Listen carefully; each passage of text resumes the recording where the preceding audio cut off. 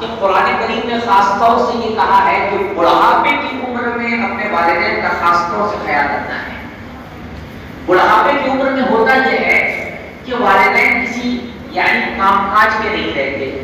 تو بعض مرتبہ انسان ان کو اپنے لیے بوجھ سمجھتا ہے،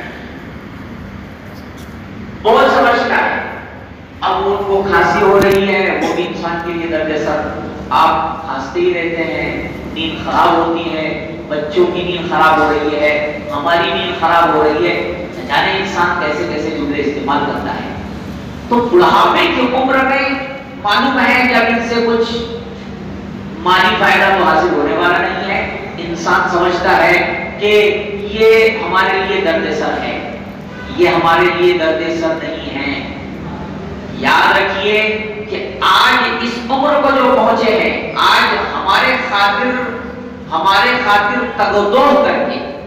بھاگ دوڑ کر کے انہوں نے اپنی ہڈیوں کو گھس دیا ہے، اور آج بیچارے وہ کونے میں بیٹھ گئے ہیں۔ یہ کونے میں جو بیٹھے ہیں یہ ہمارے خاطر قربانیاں دے کر، تو انسان کو بہت سمجھتا ہے، لیکن حدیث پاک کی روح سے یہ بات سمجھیں آپ کہ یہ بوڑھے والدین ہیں، یہ کام کاج نہیں کر سکتے ہیں، یہ آپ کو مالی فائدہ نہیں پہنچا سکتے ہیں، لیکن یہ بات یاد رکھیے کہ آپ کو جو روزی دی جا رہی ہے، یہ جو روزی کا جو نظام چل رہا ہے، یہ ان بوڑھے والدین کا جو کونے میں چارپائی پر سوئے ہوئے ہیں اور کرسی پر بیٹھے ہوئے ہیں۔ ان والدین کی، بوڑھے والدین کی مثال اس درخت کی طرح ہے، اس درخت کی طرح ہے جو پھل تو نہیں دے سکتا ہے لیکن سایہ تو دے سکتا ہے۔ ایک درخت ہے جو آپ کو پھل نہیں دے سکتا ہے، لیکن ٹھیک ہے آپ کو پھل نہیں دے سکتا ہے لیکن آپ اس سے سایہ تو حاصل کر سکتے ہیں، اس لیے آپ کو مالی فائدہ تو نہیں پہنچا سکتے ہیں، لیکن یاد رکھیے ان والدین کے دوپہر میں آپ کی روزی کا نظام بھی چل رہا ہے۔ آفتوں مصیبتوں سے اللہ تعالیٰ ان کی دعاؤں سے آپ کو محفوظ کر رہا ہے۔ ہوتا یہ ہے آپ جا رہے ہیں، گھر سے نکل رہے ہیں، آپ والدین کے پاس نہیں جاتے، لیکن ان کی دلی دعا یہی ہوتی ہے کہ میرا بچہ سفر میں جا رہا ہے، میرا بچہ ٹرین کا سفر کرے گا، میرا بچہ باہر نکل رہا ہے، اللہ تعالیٰ کو اس کی حفاظت، یہ ان کی دلی دعائیں، یہ ان کی دلی دعائیں۔ اور ایک بات آپ کو صاف کہہ دوں میں، آپ میرے سے بہت عقیدت رکھتے ہیں، آج ہمارے ماحول یہ ہوتا ہے، عالم صاحب کے پاس جائیں گے، حافظ صاحب کے پاس جائیں گے، مفتی صاحب کے پاس جائیں گے، پیر صاحب کے پاس جائیں گے، ان سے دعا کی درخواست کریں گے۔ ہماری عقیدت یہ ہوتی ہے کہ ان کی دعاؤں کو اللہ تعالیٰ سنتا ہے، لیکن میں آپ کو کہہ دوں میرے پاس آپ بعد میں آؤ، سب سے پہلے اپنے والدین کے پاس جاؤ، اس لیے کہ حدیث پاک میں آتا ہے کہ اللہ تعالیٰ 3 لوگوں کی دعا کو رد نہیں فرماتا۔ ثلاث دعوات مستجابات، حدیث پاک کے اس طرح کے الفاظ آتے ہیں کہ 3 لوگوں کی دعا اللہ تعالیٰ رد نہیں فرماتا، یعنی قبول ہی کرتا ہے۔ ان 3 لوگوں میں والدین ہیں، والدین کی دعا اپنی اولاد کے حق میں اللہ تعالیٰ ضرور قبول فرماتا ہے۔ یہ حدیث پاک کے الفاظ ہیں، میرے بارے میں حدیث پاک میں الفاظ نہیں ہیں، کسی دوسرے کے بارے میں حدیث پاک میں الفاظ نہیں ہیں، لیکن والدین کے بارے میں حدیث پاک میں الفاظ ہیں۔ اس لیے آپ کی کوئی پریشانی ہو رہی ہے، سب سے پہلے آپ کو والدین کا دروازہ کھٹکھٹانا چاہیے، اور آپ وہ لوگ خوش نصیب ہیں، وہ لوگ خوش نصیب ہیں جن کے والدین زندہ ہیں، ماں باپ دونوں زندہ ہیں۔ کیوں؟ اس لیے کہ والدین اگر زندہ ہے تو حدیث پاک میں آتا ہے کہ اگر کسی کے والدین زندہ ہے اور وہ ان کے حقوق کو ادا کر رہا ہے، ان کے حقوق کو ادا کر رہا ہے، ان کے ساتھ اس نے سلوک کر رہا ہے، ان کی خدمت کر رہا ہے، ان کی اطاعت کر رہا ہے، بہت عجیب الفاظ ہے اور بہت اچھے الفاظ ہیں۔ الفاظ یہ ہے کہ ایسے شخص کے لیے وہ والدین گویا جنت کے 2 دروازے ہیں جو اس کے لیے کھلے ہوئے ہیں، جنت کے 2 دروازے اس کے لیے کھلے ہوئے ہیں۔ اگر آپ اپنے والدین کی خدمت کر رہے ہیں، اطاعت کر رہے ہیں، فرمانبرداری کر رہے ہیں، تو اللہ تعالیٰ نے ہمارے لیے والدین کی شکل میں جنت کے 2 دروازے کھول دیا ہے۔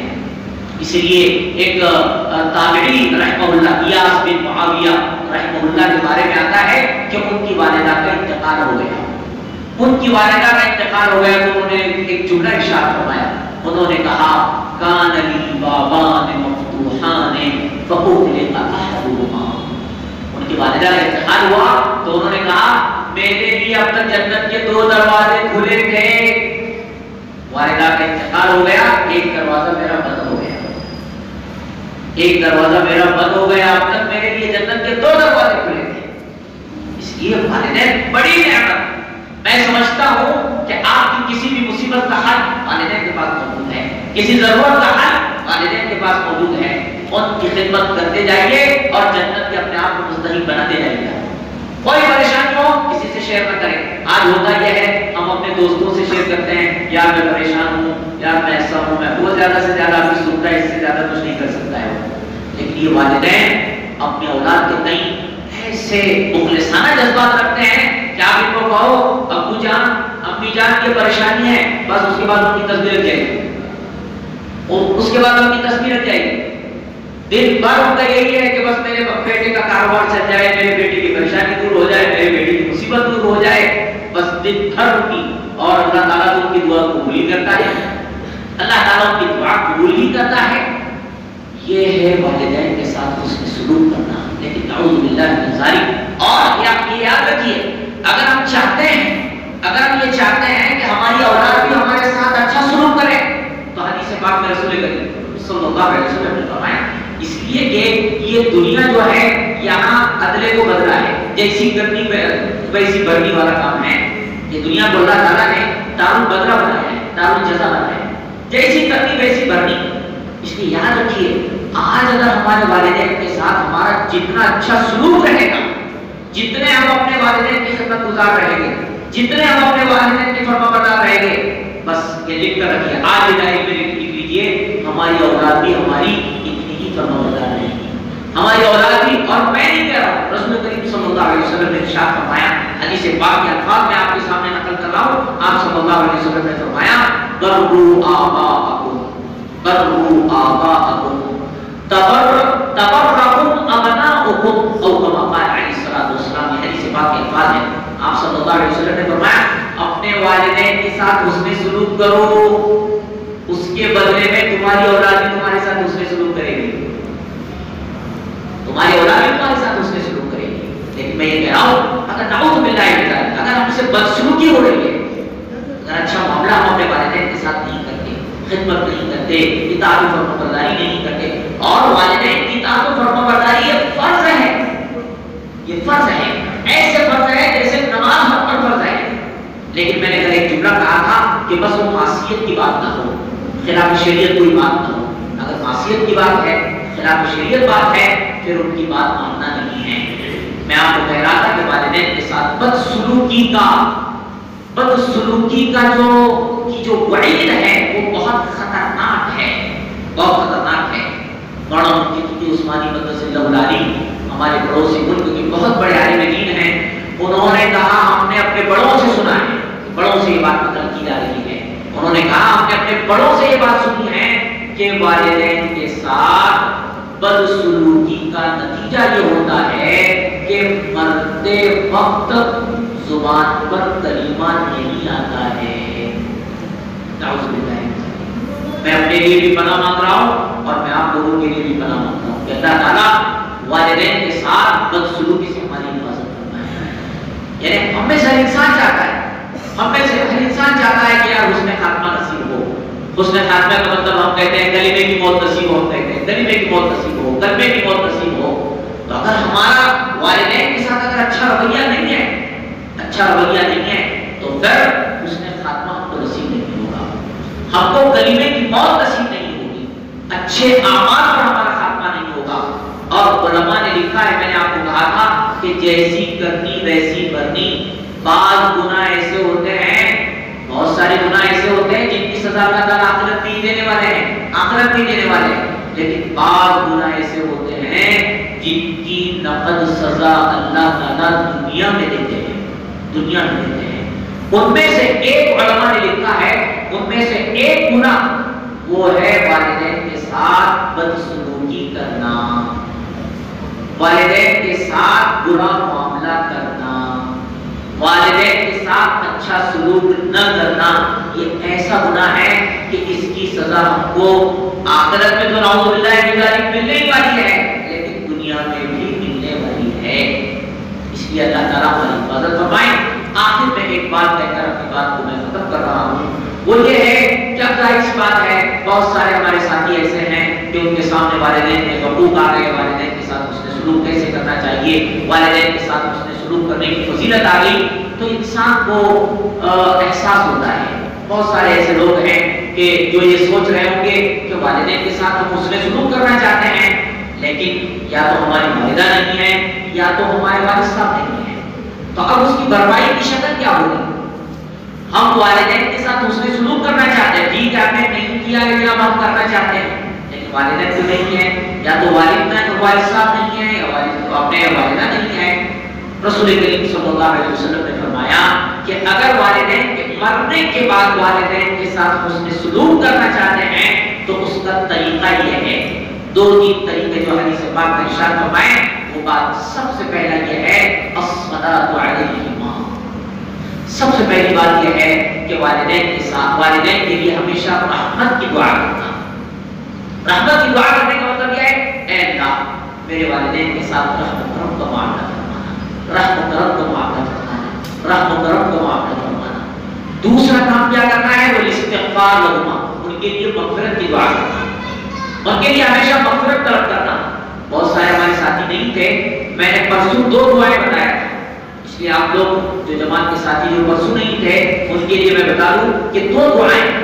مغفرت کی دعا کرنا ہے۔ سب سے پہلی ربنا اغفر لی ولوالدی وللمؤمنین یوم یقوم الحساب، ایک دعا، اور دوسری دعا ہے رب ارحمہما کما ربیانی صغیرا۔ یہ دعا، یہ دو دعاؤں کا نماز کے بعد معمول بنا دیا۔ تو میں نے کہا وہ استغفار کرنا۔ تیسرا کام کیا کرنا ہے، ان کی وصیت کو نافذ کرنا ہے۔ انہوں نے جو وصیت کی ہے، وہ جو وصیت کر کے گئے ہیں، ان کی وصیت کو نافذ کرنا ہے۔ انہوں نے کہا بیٹا یہ کر دینا، بیٹا یہ کر دینا، بیٹا یہ کر دینا، حسب استطاعت۔ اللہ تعالیٰ نے اگر آپ کو طاقت دی ہے، مال و دولت اگر اللہ تعالیٰ نے آپ کو دیا ہے، تو ان کی وصیت کو نافذ کرنا ہے۔ دوسرے، ان کی رشتہ داریوں کو نبھانا۔ ماں کی رشتہ داریاں ہیں، باپ کی رشتہ داریاں ہیں، ماں کے رشتہ دار ہے، ان کے ساتھ اچھا سلوک کرنا۔ ان کے ساتھ اچھا سلوک کرنا وہ اپنی والدہ کے ساتھ اچھا سلوک کرنا ہے۔ والدہ والد صاحب کے رشتہ داروں کے ساتھ اچھا سلوک کرنا وہ والد صاحب کے ساتھ اچھا سلوک کرنا ہے۔ تیسرا وہ اکرام صدیقہما، رسول کریم صلی اللہ علیہ وسلم نے فرمایا ان کے دوست و احباب کے ساتھ اچھا سلوک کرنا۔ والد صاحب کے دوست و احباب ہیں، والد صاحب کے ملنے جلنے والے ہیں، ٹھیک ہے والد صاحب تو دنیا سے چلے گئے، اب ہم کو اس نے سلوک کرنا ہے، ان کے دوستوں کے ساتھ اس نے سلوک کرنا ہے۔ ماں نہیں ہے تو ماں کی جو اپنے اڑوس پڑوس کی جو اپنے ملنے جلنے والیاں ہیں، ان کے ساتھ آپ کو اس نے سلوک کرنا ہے۔ اچھا ایک بات، دوسری بات یہ ہے جو میں نے آپ کو بتایا، دو کام آپ کو کرنا ہے۔ ایک تو یہ کہ ان کے لیے دعا،